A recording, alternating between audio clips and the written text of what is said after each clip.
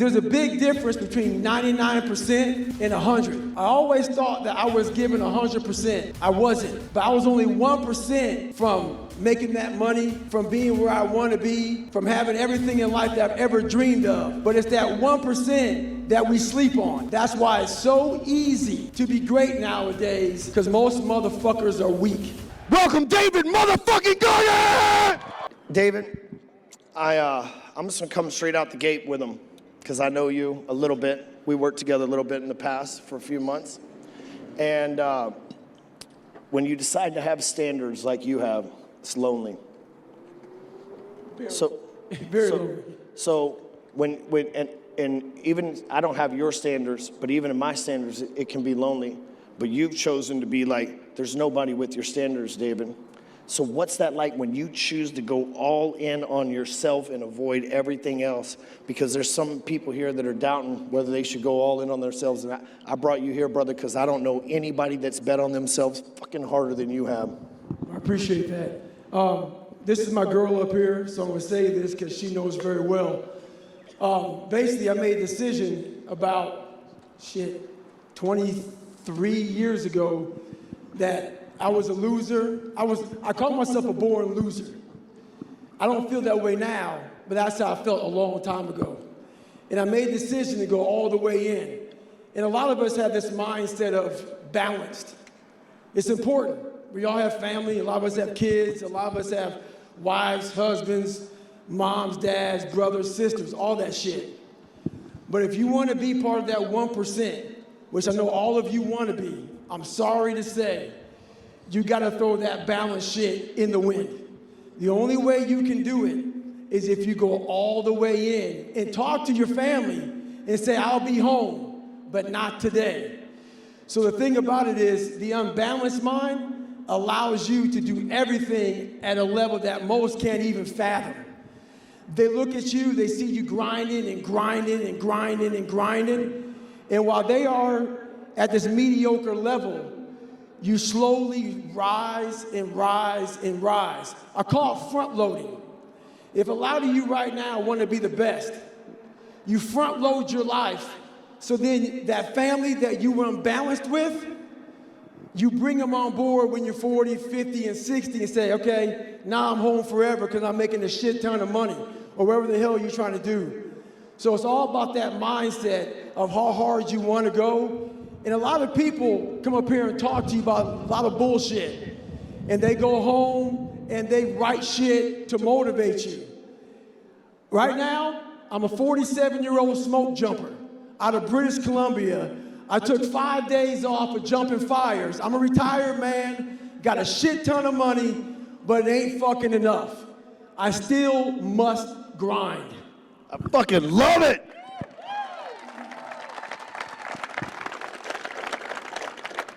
I already know what you're gonna tell them, which is why I'm asking this. But people ask guys like you and I, when is it enough? As of right now, it's never enough. There's zero finish line. Because once again, you all are here for a reason. And the thing about it, a lot of you, trust me, what I say, don't take it personal, because I don't know anybody in here besides this man. So if I say something and it's not who you are, just fucking ignore me. Don't come up to me after this shit's over and give me your life story about, hey man, you was wrong about me. I don't know the fuck you are. I'm just talking in general fucking terms. But what I'm trying to say here is the reason why I did not succeed in the first 24 years of my life is because I hadn't developed belief. And this isn't some after school special, some fucking Sesame Street shit that you look, oh, believe in yourself. Your mom and dad, you wake up, believe in yourself. That ain't it. People think, why the fuck are you running 100-mile races, 200-mile races, breaking pull-up records? Why are you a smoke jumper at 47 with all this fucking money? The way I build belief, I have to do it at that level because of the darkness in which I came from. A lot of you came from a lot of different places and have zero belief. That is something you're not gonna get from a book, and you're not gonna get from some motivational fucking speaker. I get it from hours and hours and days and decades of being in the grind. So when my time comes, when I fail and I fail and I fail, I go back to that big ass belief that I've built myself, and I know I will fucking make it. So whatever your belief is, however you gain that belief, I gained mine by going into the damn dungeon and staying there. So whenever I need that shit and I'm getting my ass kicked, I go back into the belief jar, pull out that belief. So whatever you guys got to do that, that is a necessary thing to do. You know what you don't know is that when you taught me in 2017 about the cookie jar, I took that piece and turned it into software that's now called the G code, bro. That's why these people are here. You don't know that, but like that's the conversations we had over a 6-month period of time before you had Instagram, before you had a book. Like, this is the result of that, David. It really is. Very impressive. Very impressive. You had a big ass cookie in that motherfucker. So when you make this commitment, because there's a lot of people here that have made a commitment to core values in business, made a commitment, but it's easy for you to say, you know what, I'm going to diet, but not today. It's easy to say, oh, I want to make money and build $1 million empire, but not today, right? Like Twinkies taste way better than banana smoothies or whatever the fuck, right? So like, when you get to a certain level, you got money, you got fame, what keeps you going, man? The big thing for me is we're all 1% away. And that's the one thing I didn't realize when I was younger coming up. I put everybody on a fucking pedestal because of how I came up. Oh, this person's smarter than me, blah, blah, blah. You guys know the whole story. But when I sat back and I failed out of the Air Force trying to be a pararescueman, and I gained all that weight, and I was some fat-ass 300-pound pest control guy spraying for cockroaches, this is when I came up with we're only 1% away from true greatness. I'm sitting there, and I'm the same dude that I was that quit pararescue. And now I'm a 300-pound fat ass, and then 3 months later, I'm trying out to be a fucking Navy SEAL. Lost 106 pounds. So what I came up with was there's a big difference between 99% and 100. I always thought that I was given 100%. I wasn't. But I was only 1% from making that money, from being where I want to be, from having everything in life that I've ever dreamed of. But it's that 1% that we sleep on. It's that 1% that we wake up in that morning and we're like, you know what? Not today. Maybe tomorrow. Well, guess what? That's why it's so easy to be great nowadays, because most motherfuckers are weak. For real.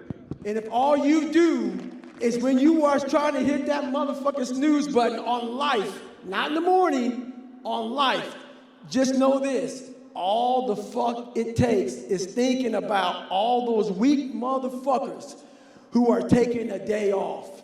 And trust me, you will come up real fast. Like I say, it's easy to be great nowadays because motherfuckers are just weak, very soft. You know, think about that. The reason why you're here is because when COVID happened, weak people said we're not going to have events. We said we're going to fucking do it regardless. If you want to show up, cool. If you don't, cool. Whatever your choice is. But you know what happened during that time, David? Is while everybody else said, oh, I don't know, we marched fucking light years ahead of everybody that wasn't willing to do the work. Oh, I don't know, the gym's closed, so I'm not going to do push-ups at all. No, we're still on the trail. We're still on the pull-up. Hey, we might be at the playground on the pull-up bar. We may not be at LA Fitness. We're on the playground at the pull-up bar. So I know personally hundreds of you sitting in this audience that when your competition the last couple of years went, okay, we're going to listen to all this stuff and take a break. This is an excuse, blah, blah, blah. You went, oh, fuck them. This is an edge. Well, I call it maximizing minimal potential. Yeah. I was born with nothing, but I realized that most people are lazy. So a lot of people, let's say out of 10%, let's say the average human being has 10%. Let's give me 2%. I know the average human being is gonna shit away 9 of that 10%. So if I utilize my 2%, I just fucked you up. Wow. Yeah. And that's what people don't get. maximize minimal potential. People look at me and say, man, that's bullshit. You got a lot of potential. No, I have a lot of accomplishments that I utilize my maximum potential. I maximize every bit I have to be where I'm at today. That's why I'm not balanced. I don't take days off. I don't have that wiggle room that some people do. And a lot of you don't either. So you gotta make that shit up somewhere. Maximize minimum potential. You know, that's what you guys have. You have an advantage in this network. Look around. You know, the people around you, they might just be wearing black t-shirts and backward hats, but they're some of the most successful fucking people in this country and their respective countries as well. And just think about that. We all got there because we just had a little edge. When I began, because, you know, you coached me, man, I listened. When I began, there was a lot of people that had more shit than me, and then they rested. They passed me, and they rested, and guess what? We've passed them because we never stopped. You know, it's not like you ran a 100-mile ultra marathon and we're like, okay, I did it once, fuck it. You know, like, not only did he run multiple 100-mile marathons at this point and then some, but he got other people to run. You got Cameron to run with you. You got Iron Cowboy James, all these people that like respect you, that are running and changing their life as well, you know? And what you've done, and I'm sure you realize this, but maybe you don't, but is in a world where somebody like you is a lone wolf because nobody else decides to live on that standard, you found the 3 or 4 other motherfuckers on this planet that are willing to find that standard. You know what? That's a true statement. You say, everybody says, man, you started this crazy shit. I don't know what the fuck they're even talking about when I started, but I didn't start anything. Let's say there's just one person dancing alone, doing some crazy, stupid ass dance. It's not the person that started that dance that is the hero. It's that second motherfucker that joins them. Because then everybody knows it's okay. So it wasn't really me. It was that second motherfucker who followed me on Instagram that started this shit.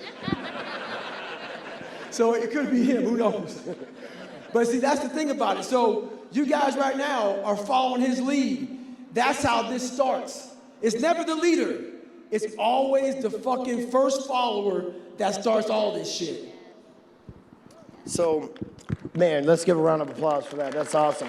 Because the thing is, you're that first person, and all you're waiting is for that second confirmation. I'll never forget, for those of you that are coaches and consultants in the audience, I'll never forget the first person that gave me Dustin Black. Many of you know him. The reason why he's not here, because he's in fucking concert with Nelly tonight, right? Like, this dude chases dreams, right? But he was the first person to give me money, and I was like, oh shit, really? You think that $1,000 is like, I'm gonna take it because I need it, but like, holy shit. But it was because somebody like Dustin gave me that money that was like, oh shit, it was that second person that mattered to me that made me step up. So I'll say this, and then we're going to open it up for questions, and I'll explain how that works for you guys here in a second. But my final question for you, David, is when you're successful and you've accomplished a bunch of goals, how do you continue to raise the bar in your own life, not according to other people's standards because you've passed everybody that you know, but how do you continue to set obnoxious goals like you do? I'm a fucking smoke jumper in Canada for you. How do you continue to do that, and what does it take, the thought process, to continue pushing that shit? Everybody in this stadium has a savage mentality. It's a primal instinct, whether you fucking believe it or not. We all have it.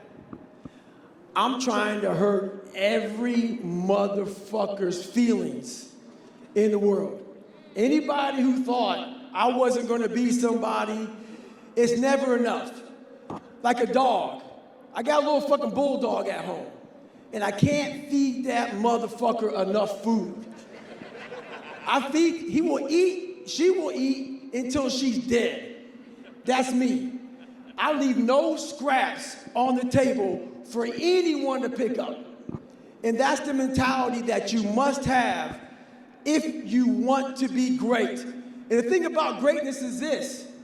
The sad thing about it, most of us never even think about it because we don't believe it's even in our arena.